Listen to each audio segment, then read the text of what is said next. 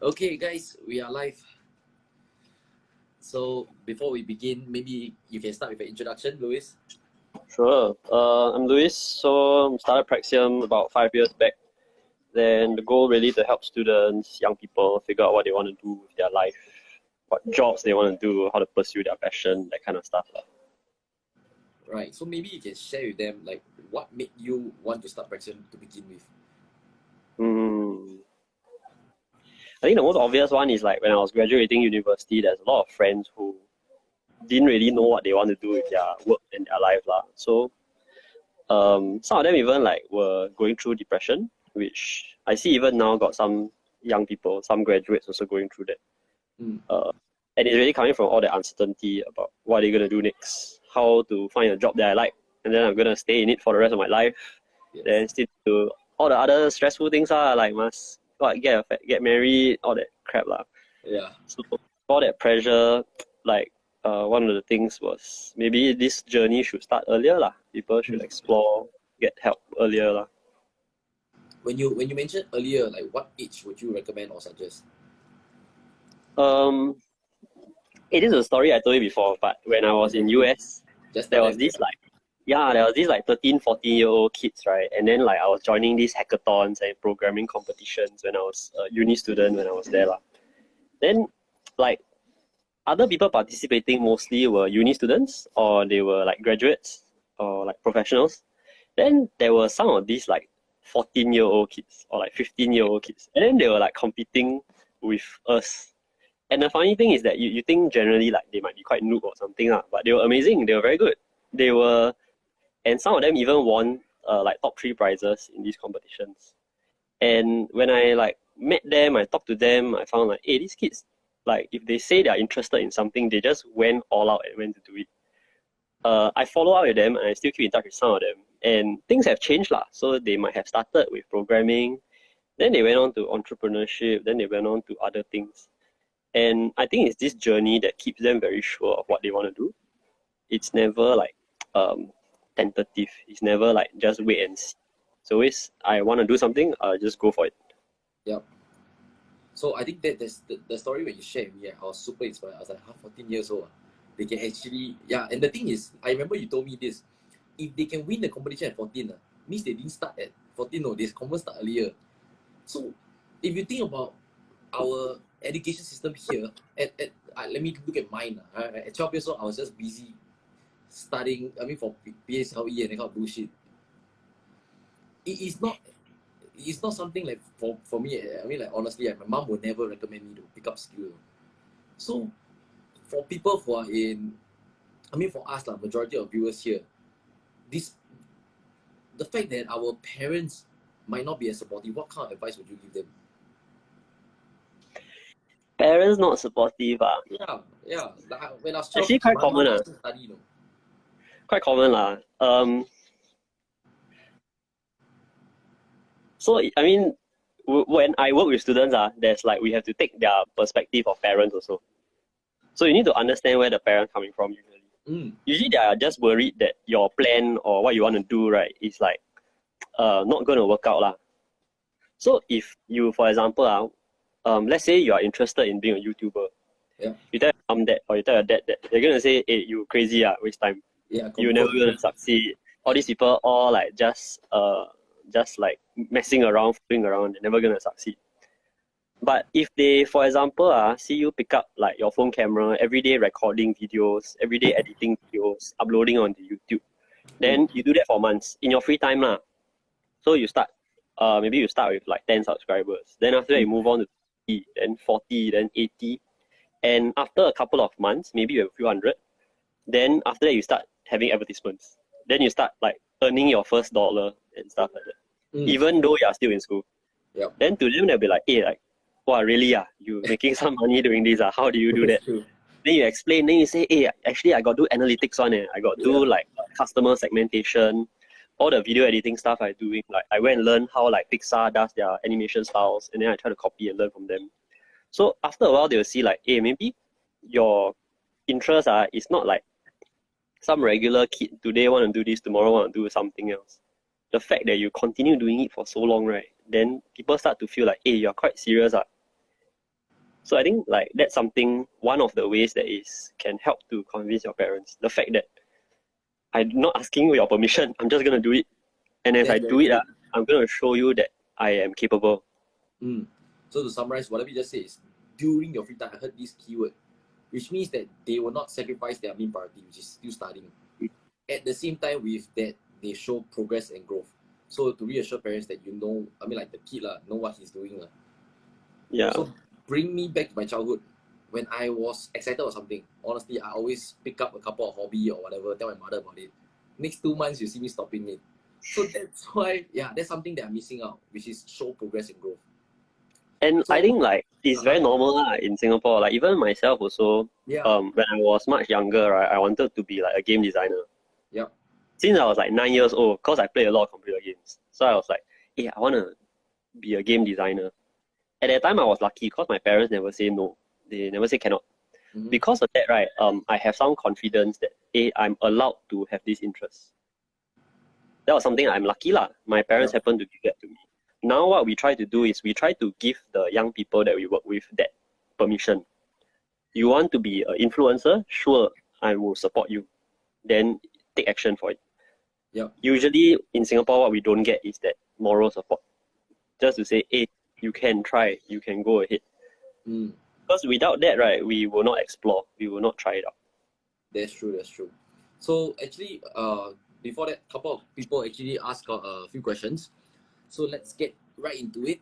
So the first one, I guess you will hear very often, how to find my strength. How to find your strength? Yes, correct. The first one, how to find your strength. How do you find your strength? Okay, wait. Even before we go there, right, let me ask you, what is your strength?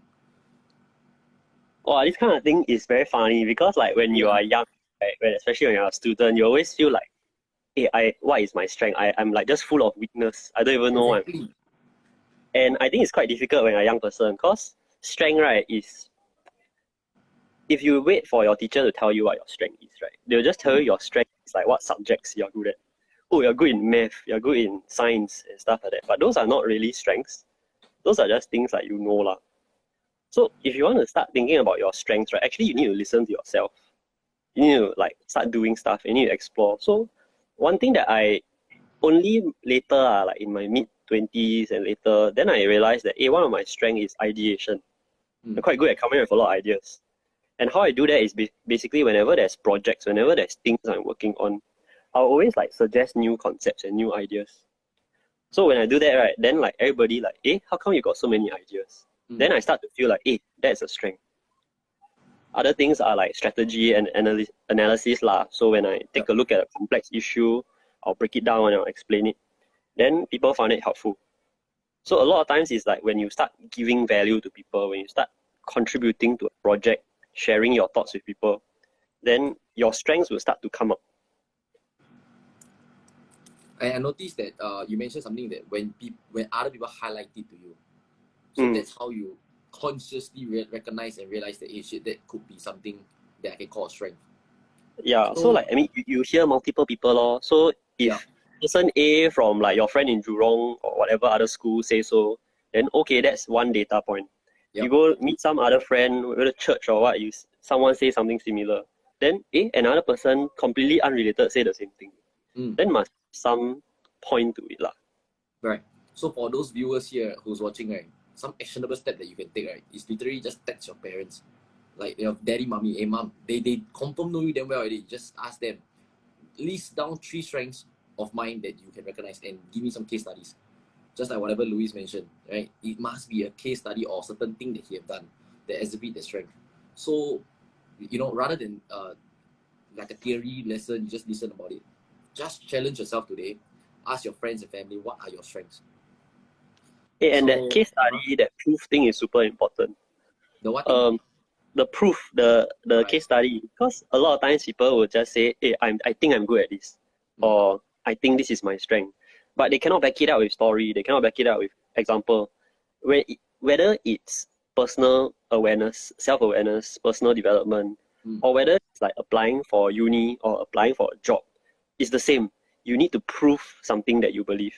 So if you say, I'm quite creative, then on the spot, I give 5 minutes, see how many ideas you can come up with. You need to prove. when you can prove, then you have it lah. That's true. That's true. So the next question is pretty interesting, which I'm also quite interested. How do you grow or build curiosity? This is a challenging question. No? How do you foster that curiosity within you? I think different people a bit different the way they are curious. So I went for different types of trainings lah, and there are different frameworks. So there are some people which are very curious about concepts and ideas. So maybe you are the kind who like to read philosophy. You like to think about weird stuff. Like, hey, how come like I see the color of the sky is blue, and how come does everybody else see the same blue? Some people are like that. Some people they will see this conceptual stuff, right? Very like airy fairy one. And sometimes it's okay to continue thinking that way and leading that way. And you have these conversations with friends. Then they start to say, hey, actually, right, I read this other thing. And then they start explaining something else to you. So when you have these conversations about things you're interested in, right, that develops your curiosity further. There's some other type of people, right, which is much more people-oriented. Okay. And I think actually that one, right, is actually very easy to be very curious. It's something that I developed along the way, that I start to really appreciate some of the friends that I have, the mentors I have, the coaches that I have, the people I meet. And when I appreciate them, I always ask them like, hey, like, what do you spend your time doing? What do you think about? What are you curious about? And when I start getting curious about them, then I start caring about them. I start to get more curious about more different things. Because I want to care about what they care about also. Right. But interestingly, when you care a lot about other people sometimes, you build your curiosity. Caring for someone builds curiosity. Okay, cool. So the person who asked this question, right, take note, right? Try to genuinely care for the other party. Think from their perspective. Probably you will be more curious. Like, what's the day job? What are they busy up with? How are they feeling? What are they thinking? So it's trying to. Yeah, I mean, even like all the people who like follow you and stuff like that, right? Like, hey, why do you love sales so much? Why do you like to help people so much? Just being curious, like, hey, how come someone's so different? That drives you to be a lot more curious, really. Yeah, true. And you might pick up something. Okay. So moving forward, there's this interesting question that I would love for you to answer, then after which I'll answer as well. Work for money or work for passion? It's an either or, no. The person put this work for money or work for passion. Actually, whenever I get these kind of questions where it's A or B, right? Yeah. That like our intern say, right? Like Anna always say, it depends. It depends. Context. Yeah, because it's really context. Because let's say, right, you come from a like very rich family. You literally, right, every day of your life you've been like no problem with money kind one. You live in a context and a world, right, where actually you are not lacking anything. What you maybe lack is something like purpose, meaning, contribution to the world. You are in a context and a world that you can care about such things. And you should. Because money, right, will not be a big concern for you. You're already advantaged simply from the fact that you are from a well-to-do family. Yep. So by every societal metric, right, you most likely will earn enough one. Even if you don't do very well. That's the sad fact about society. Yep. But the context on the opposite side, if you don't come from like a very well-to-do family, and you need to be very honest, because average income family is not bad, you know. Like average income is still okay. But like really poor kind, like if let's say your two parents working household income is like less than 5,000, less than 4,000, it's a bit tight. This kind of setting, right, aiming for money is actually quite meaningful because you want to help your family make a better living. You want to make sure they don't have to always save every single dollar that they earn. Then that's a stronger motivation for you also. Yeah, true. So, with regards to this question, right, it's something that I brooded about for very long before joining Person actually. Because prior to that, I was working purely for money, doing sales and everything. But at that point of time, I was thinking, you know, like, I work so much, make all this money or whatever, what's the point? There's no meaning. It's not that my family is really rich, we are still struggling, getting by and everything, but deep down, if I don't have this purpose or this meaning, right, I will hate my life. Every single day is boring. That's why I reach out to you through whatever means, like Google and whatever. And by the way, fun fact, guys, initially he was skeptical. He said, I'm just a typical salesman. He didn't want to hire me. But end up, I really show him I'm truly passionate about what he's doing. And I want to help him. So for me, right, I work for passion for Praxium. But there must be other ways I will make money. So that's why I provide coaching services outside or whatever. So it's not like either or, but it can be done together. So I believe, Louis, you're doing something like that as well, right? Yeah. You want to share that? Yeah, I can't say too much because I work in besides running Praxium, I also spend about half my week, about 2-3 days with one of the government agencies. Yep. And we're doing some work in innovation, design, because that's my background. I totally agree, can resonate with what you say because before doing Praxium and all that, right, I was spending some time in US at Silicon Valley. And if I wanted, right, I could have stayed there to continue working because I was working there for about a year. And I can continue working there. I can earn a lot of money. And I can actually honestly be quite happy. I have a friend doing exactly what I want to do. Working at YouTube, enjoying life, the cat, then every day go comic convention, anime convention. If I were to just live to be happy about myself, just to enjoy the income, I would have done that. Exactly. But for some reason, and I think you can feel this also, that when you have some passion, when you have some awareness of problems that people are facing, and you feel like maybe you can do something about it, it becomes like a bit of a responsibility, a bit of like, I have to do it. Because if I don't do it, right, I'm wasting this talent, I'm wasting this passion that I have. Correct. And that is what I try to give as many people as possible. Like, just imagine how excited you will be, every day you wake up, you're like, hey, shit, I got something to do. I have to do, it's my mission, Like, you are a gamer yourself. Yeah. It's like, every day you got a main quest, Anything else is side quest, So actually, my whole life was like that because, like, I was playing games since I was like 4 years old. Yeah. Before, like, people talk about screen time and all that. And I realized that when I play a lot of games, right, there's always like a main quest and a main mission, and you're always playing as a hero, and you always have some problem in the world you need to solve in a game. But I found like, actually, games are designed because they mirror and reflect real world. And in the real world, there's also a lot of problem. Yeah. And with that problem, right, who are we? We are all actually heroes able to contribute to making the world a bit better. Maybe just Totally better for someone. So that's our answer for this work for money or work for passion. I think essentially my personal belief, right, is you work to learn first. Once you have that skill set, then you can earn. Then once you can earn, right, then you can return. So personally, that's the value I live by. My dad taught me one thing, which was, if you are good enough at anything, right, someone will pay you. Yep. If you're good enough at anything, even if it's like, there's this guy, he gets paid for balancing things. He's damn good at like balancing stuff, so he can put a rock and then like a stick, and then after he put a washing machine, and he can balance with like a piano, and he does performances, he does that kind of stuff, and whatever you're like amazingly good at, and you keep practicing, right, one day someone will recognize and need that. So hopefully you viewers, right, will get to, I think that's one of the key takeaway, like really just go and get a skill set, whatever it is, just be good at one thing, or at least one thing. So but you need to explore. More important, explore. So another follower mentioned this. I really want to learn a skill set, but the thought of putting in all the work scares me. What should I do? I really don't know how to answer this though. Wait. Want to learn a skill set, but whatever you want to learn, right, you need to have some like love and interest in it. I know a lot of people, especially today, right, will be like, hey, must learn coding, must learn programming because everybody say very good. So some people might be thinking, I want to learn a skill, I should learn programming because got good prospects. But you need to first identify, is it your interest? Are you interested in this? So there's nothing difficult thing. So you can't really know whether you're interested unless you start trying first. Yep.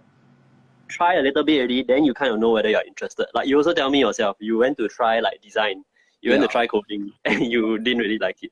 I didn't like it, yeah. But you moved to something else, then you found something that you like. until you try, right, you will always be like, hey, got programming lah, design lah, all these other things. And I never try, and I just wait and see, never do anything. Then I'll never know which one I actually like to do. So you try lah. Yeah. I got a lot of stories about this because like through this work with Praxium, right, we hear a lot of stories also. So there's this girl that I got to know when I was in uni. Her name is Grace Chiao. You can go and find her on Instagram. GRACE_CIAO. She basically, when we were in university, she spent her free time just doodling, drawing, illustrations. Then she had this habit that she would like to take flower petals and all that, and then she'll put it onto her drawings also. Okay. Eventually, right, she did it very often, and then she got quite good at it. And a lot of people started to take notice of it when she started posting. So if I'm not wrong, you go and check her profile. She has quite a lot of followers, and she does like projects with like Chanel, all the atas like makeup brands and stuff. They will have her come set up a booth, do your painting and drawing with your flower petals, and she gets paid to do gigs like that. And she's very busy doing things like this now. But this is something that like nobody will tell you that this is possible. You just try, and then eventually like someone will take notice, especially if you yourself found interest in it. That's true. I'm looking at her page right now. It was super cool, no? Nice, right? Yeah, very nice. Like, I don't know whether you guys can see it, but so it's basically something like this. Super cool. You see how many followers she has? Yes. And these are her work started. I think that was about 7 years ago, until about this point in time now, lah. So it's consistent work, one. It's not like overnight. Go back to what you say, show progress and growth. Really must have the passion and the liking for whatever you're doing. If not, you cannot tahan. Confirm cannot tahan. Wow, 7 years. Yeah, and if you are aiming for the money while you do it, right, you will every single day, right, you will be damn depressed. The starting part is damn crap one. It's like you're not making any money, no one cares. And if your motivation is for people to care, and you do every day that someone doesn't care is another day that you will you're gonna stop. Yeah, definitely. But if you yourself care and you yourself like it, right, every day is like increased chance that you will continue doing. Like it more and more and more each day. Yeah. Like I look at everything I do, right, honestly, right. My perseverance, I did a self-awareness test. My perseverance level is super low, last ranking. But there's only one thing that I never stop. Is documenting. Like every single day, I have one IG story. So I ask myself, why? Why do I show all these things? Then it boils down to me showing that I grow. And I really treasure that a lot. And I really want to showcase my growth to as many people to value at them. So I realized more about myself. So if you are someone out there who's like me, really quit very easily, hold yourself accountable one way or the other. So for me, I use others, so which is you guys, like viewers, to keep me accountable, to make me grow, make me change. So that's the only thing I take pride in so far, based on perseverance. If you look at these characteristics. But anyway, the next question, right, is how do I find a job that I really like? That's the question. How do I find a job that I really like? Actually, the thing that I think people should realize, right, is that actually it's very possible, right, that you, in this universe of jobs and work available, right, you probably would like a few. More than just one. Yeah. Very likely. The trouble that we always have, right, is I always use like relationship as an analogy, as a metaphor. If we keep believing that we have a soulmate, that this one job that we must find, this one thing that will be perfect, usually you'll be quite disappointed. The truth is that you are likely going to enjoy many different things. You need to open yourself up to being able to be interested in a few different things. So like for you, for example, you love to do sales. Yeah. But if as part of doing sales, like you know that if you learn to pick up some basic design skills, you can start to improve your conversion. You can get more people to buy because your graphics look nicer. Then you will want to do that. If you start to do sales and then you realize, hey, actually the more confidently I speak, right, then people will also find me more convincing when I try to do sales. Then you might pick up public speaking. Yep. And then you start to build up all these different interests and these different skill sets based on this one. And after, at the end of the day, right, maybe when you're 30s, 40s, maybe you're not doing sales. Maybe you're doing training. Maybe you're doing a speaker. Fantastic point that you mentioned. Okay, I want to add to that because my journey, right, when I first started as a sales guy, right, I was an intern, then slowly become full-time. Full-time doing decent, then the company said, you know what, hire one more guy. So I brought in my army friend, trained him from nothing to something, say on par with my level, and I felt super happy. And that's where I had the first taste of teaching. So like whatever you mentioned earlier, it was from one role, develop and explore or evolve into something else. That's how I fell in love with teaching, and I became more ambitious. I wanted to be a manager at a young age. Obviously, the world don't give me that shit. So that's how I created an academy outside to teach sales. And yeah, one thing leads to the other, which is really like what you say.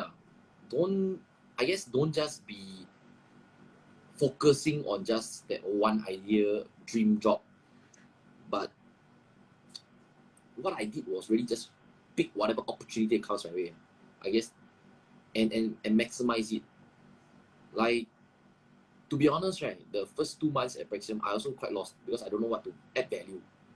So I think about it, like, if not really sales, but when there is a chance to sell, I will sell. So what I think differently was, right now needs more marketing. So I pick up, in fact, I bought this I think, I don't know whether you saw it. Yeah, so I bought this marketing book, just to improve my own skill set, just to add more value to the company that I'm in. So hopefully the viewers here, I watch, maybe you can gain one thing or two, which is whatever that comes along your way, right? You can either look at it like, lame, this is not something that I'm interested in, or maybe it could be a chance for me to equip myself with a new skill set. So that is what I try to think about it. It was tough initially, right? The first 2 months I was struggling also. But the third month in, I'm like, you know what, screw it, I'll make the best out of it. I think that was what worked well for me, really, the change mindset. And true enough, we had the growth, a little number of e-downloads and everything. And we talked about it before, and that's like one of the things I appreciate about you the most, because sometimes like let's say you believe in the work that we do, the mission. Yeah. But as you came in, like the work is tough because you are used to having a ready product, sell. Correct. Get customers straight away. But in this setting, it's different. It's a different product, different skill sets needed. And rather than say, like, give up, I don't want to do this. But you held yourself to the standard that if you are a good salesperson, right, anything also can. Yeah. Sell anything. And if the product not ready to be sold, I will do the work to make it ready to be sold. Correct. And that's what you've been doing, And I think that's how employers eventually identify great people. That even if I don't give you the best conditions, even if I don't give you all the information you need, even if you didn't have the training at first, correct, you will somehow find a way to get it to work. I think, correct. So that's the thing that we all as individuals, regardless whether employee or employer, right, should have that. Like, I personally, selfishly going to say this. A job is really just for you to get by. Just to get by. To either pick up skill set or pick up income. Everybody, okay, my own one-man humble opinion, everybody at the site should have a passion project that you truly, truly passionate for, and you want to help the world with that one thing. So you can not quit your day job, just gonna have it be there, but of course, you must be passionate about it at least. But be more passionate about the side thing that you truly call yours, your own. And that's how I live my life right now, and I'm pretty happy, I'm pretty satisfied. So I can't complain also. So yeah, like imagine 9 to 5, I'm giving my heart because it's something I care about. At home, 6 to 10, I'm still working on DNYK, I'm still doing on like whatever, calibrate your inner GPS, things like that. I think that itself is really living your life to like fullest potential. Yeah. Like, so there's this one participant, I know him, Wee Leong. So Wee Leong chat, he typed in to say, sounds like perseverance.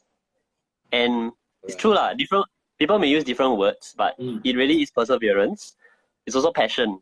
Yeah. I think now while we have this audience, right, I also want to talk about like passion. Yeah. A lot of people think about passion like, hey, I just enjoy doing this, therefore it's my passion. But actually, if you go and Google the dictionary definition for passion, Okay. passion, it came from, I think, Latin. Okay. And the meaning is to suffer. To suffer. Yes. Okay. I was on Google, I will confirm. Yeah, man, let me check. Okay, yeah, right. Yeah, suffering. Yes, it came from a Latin word to suffer. And the most easiest to remember example is that movie, The Passion of Christ. So I'm not Christian, but nothing about the journey of Jesus in that film was fun. There was nothing fun about it. It was a lot of pain. Yeah. And I'm sure you will agree with me that passion as you do your work. Yeah. There are good days, but there are many bad days. Definitely. And how you show passion is that even though it's difficult, even though it's tough, you still persevere, like what Wee Leong said. Correct. You still push on. And the fact that you do that, right? The fact that you have chosen to do something that's difficult for you, but you still choose to do it, that's how you show that you have passion. So some people will wait for passion to come to you, and then you do the work. But I challenge people to think the other way, that when you do the work, then the passion will come out. When you do the work, the passion will come out. For something you choose lah. Yeah. Oh, that's true. That's true. Because I mean, half the time you're doing homework and you never choose to do homework. It's like just have to do it. Man. Yeah, man. That lifestyle sucks. Just homework and that's that your teacher assigned to you one. It's like you have no say in defining what is it that you want to do. Anyway, let me see if we have any question for the audience. Any questions so far, guys? Hopefully you guys are getting value one way or the other. So, okay. So we got one more, right? So how would you recommend me to pick up a skill set? How? Yeah, correct. How would you recommend me to pick up a skill set? Assuming you know what skill you want to pick up. Yeah, assuming there are many options lah. So the most plain and simple one and very COVID friendly now, right, is go for some online courses. So there are some websites like Udemy, lynda.com, even YouTube itself. You can learn a lot of stuff already. So I give you a very simple example. Anyone who is watching can also take on this challenge. I am sure many of you have tried like those Instagram filter, the one where they show you like what cat you are, or whatever character you are. Yeah. I promise you, right? You go and YouTube how to do it. Just go YouTube, go and search for how to make Instagram filter quiz or something. You search, you find like some 10-minute, 15-minute video. They'll tell you to download some software from Facebook, and then you do it. I promise you, within half an hour, you will have done that. And then you will have taken your first step into coding and creating an Instagram filter. First step already. Within half an hour, you're done. And you want to start getting better and better and better at it, right? You start experimenting and playing more with it. So I tell you, something that has not been done yet, if anyone does this, right, I'm quite sure it'll be quite popular. You do a filter, right, for K-pop. So for example, so like use the Instagram, the filter, right? You story, then your face, right? Then you got a few other friends' face. Then if the filter, right, shows your own face is your own face, but your friend's other face is all the K-pop star face. I'm quite sure that this filter will be quite popular lah. Right. With the rising K-pop among all the secondary school kids. Yeah, man, all the girls are you can do it one. And if you just take that as your passion project, you will start to learn how to do this already. I think for myself, I started with Code Academy. I did 2 days and I'm done. Yeah.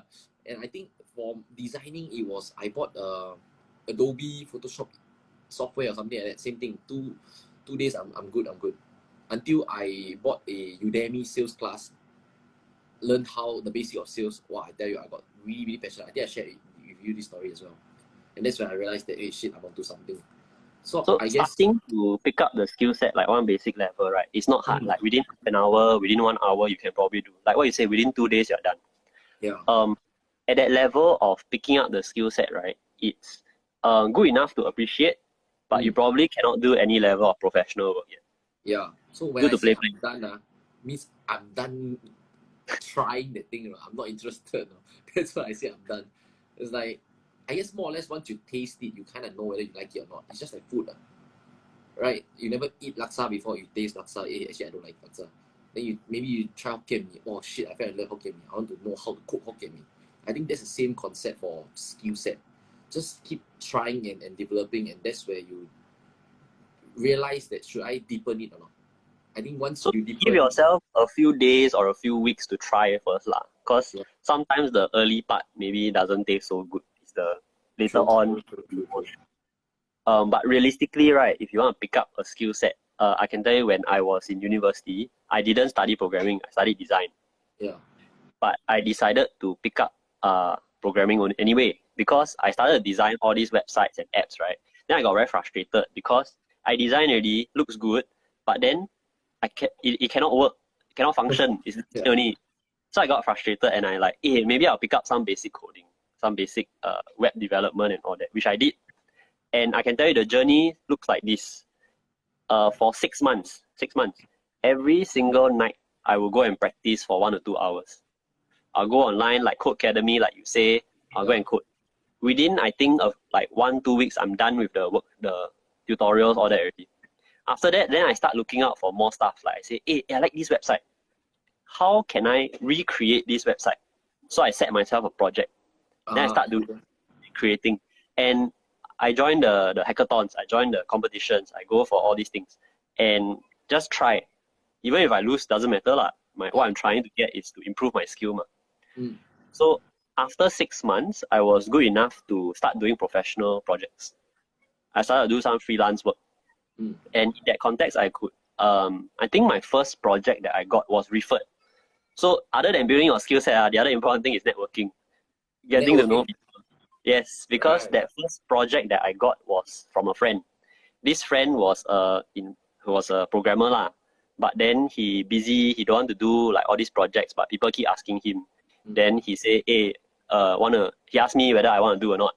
Then I say, okay, sure, tell me more. He say, okay, they need you to build their corporate website. They are willing to pay $3,000. Wow. Then I'm like, okay, sounds okay. Yeah. So then I took on the project.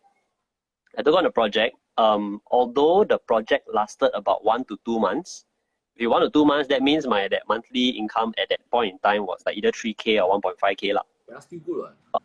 Yeah, honestly, what the physical time I spent coding and doing the work was maybe 2 weeks. Because half the time I'm waiting for the client to tell me what they want, waiting for their feedback, waiting for their responses and stuff like that. So at that point in time, it was quite good lah. Then it gave me a lot of confidence. Once I start taking on some projects, getting paid to do the things that I'm doing. Honestly, even if it's not 3K, even if it's 800, even if it's 1,000 or whatever, I will still feel like, hey, I'm someone's paying me to do this thing. I can earn money. Then I start to drive my interest further. I start to build even more. Deepen my skill set. Yeah, I like how your journey started because you tried designing first. So it really goes back down to what you mentioned earlier, which is you start with one thing, you put in the hard work, passion came. Okay, wait, let me even confirm this. Are you even passionate about coding first or programming? I actually wish I have more time to do it. You wish you have more time to do it?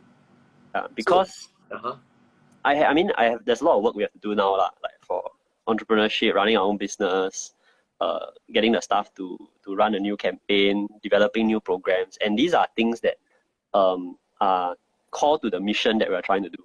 Yep. Coding, design, all these things, right? I personally really like to do it.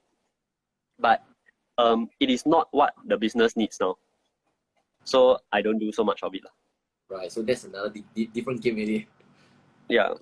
This is like a next level lah. I mean, I would like to think that once you found your interest, right, actually you find that in a certain way, it is not rare lah. Which is why I started off saying just now, like actually your interest will fulfill one. Yeah. Now that we're at this stage, you and me both at this stage, we are often having to do things that is not our primary interest. Correct. But we still bring a lot of energy as we do it. Because we have a mission, we have a world to save in a certain way. And we gotta spend energy on that lah. People are still coming in, I'm surprised though. Anyway, thanks for staying, guys. Any last question, guys, before we wrap things up?